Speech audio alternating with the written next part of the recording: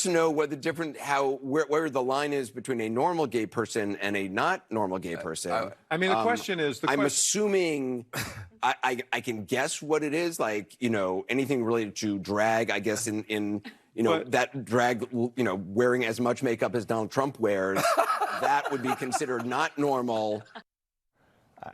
I'm not sure how this segment is national TV, but since they're covering it, I got to cover them. All right, Republicans really don't care if you're straight, gay, or whatever. We care about forcing it on children. Don't force that ideology on children. They are too young to understand any of this. That is where the non-normal part comes in for most Republicans, I think.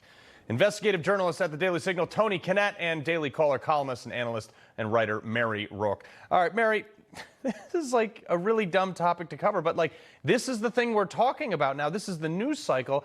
And if I have to sit here and lecture somebody who's like, hey, don't have drag queens twerking in second graders' faces, that's not normal. We've kind of fallen far from the tree. Right. And I think Vivek Ramaswamy really answered this well. In one of his visits to a college campus, a lesbian Republican voter came and asked him, where does the Republican Party stand on gay issues? Because she was told that as a lesbian, if Trump came into office, she would lose her marriage to her wife, and, we'd be disconnecting families and all of these stupid ideas. So the way Vivek explained it was exactly what you said. Love who you love.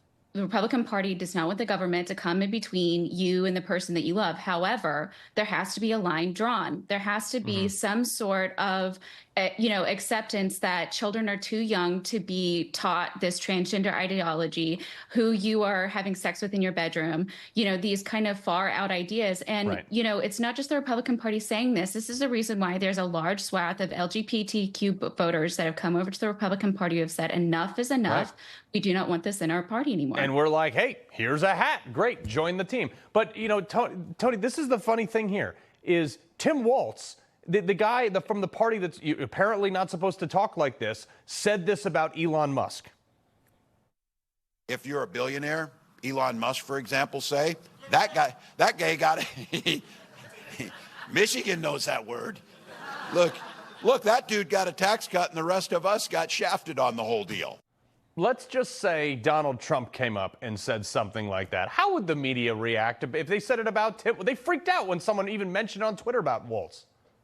I mean, there's something just really hilarious about whenever the Democrats start talking about gay individuals, they have this weird obsession with trying to guess who on the right might be gay, and it slips through all the time. They claim that Republicans are constantly thinking about their sex lives, but I don't walk around guessing which members on the left are sleeping with who. I just, kind of focus on my family and my work. But, it's like they get together and say, okay, who do we think is secretly in the closet? What is wrong with you people? Calm down.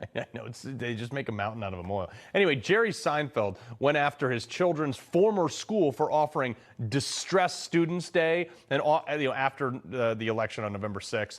I mean, this is crazy to me. I'm with Jerry on this one. It's like, guys, elections happen. We know about them all the time.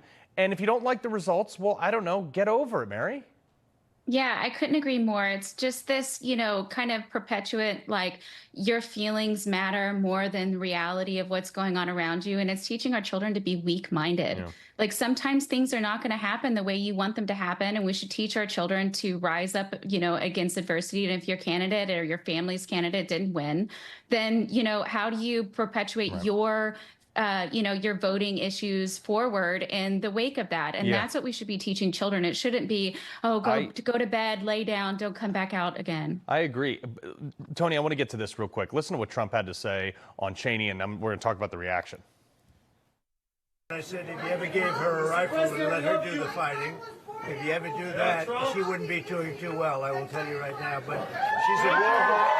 She wants to go kill people unnecessarily, and if she had to do it herself and she had to face the consequences of battle, she wouldn't be doing it. This is in response to him saying that, she wouldn't want to look down the barrel of a gun at a conference earlier. And yeah, I mean, look, all these people just send people like me to war, and it's frustrating because they don't know what the consequences are. I really do love the idea that we spent the first 10 years of the aughts talking about, Green Day was releasing albums about how awful Iraq and Afghanistan was and talking about, Bush and Cheney wouldn't have the guts to go to war. But then Trump, by the way, after surviving 2, maybe 3 assassination attempts and being a victim of the left's rhetoric, all of a sudden makes a reference to Cheney going and fighting one of the wars that she's calling for. Well, then the media knows exactly what's going on. Exactly. Yes, very knowledgeable. Yeah. Got to leave it right there. Have a great weekend, Tony, Mary. Thank Thanks, you. guys.